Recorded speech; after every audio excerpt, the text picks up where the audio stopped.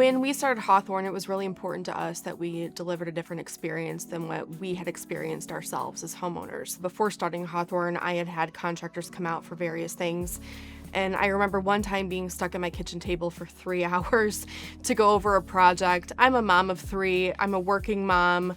I'm busy. I don't have time to give you 3 hours of undivided attention to talk about a project, and it honestly gets awkward and uncomfortable. So we really try to deliver as much information to you as possible and really listen to your needs and how we can deliver on those without taking up too much time and without making it uncomfortable in your own home. I think we've done a really good job delivering on that, and that's something that we really strive to continue to do. A red flag to me as a homeowner is when a contractor requires that both homeowners are at home.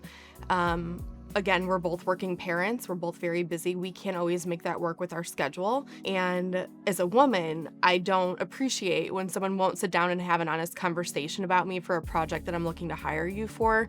Mark has always been willing to meet with whoever's available. We give very detailed proposals, and we're always available for a phone call or to come back out and visit with another homeowner if that need arises. But that was always a red flag to me and something that I didn't appreciate, so we made sure to do things differently when we started Hawthorn.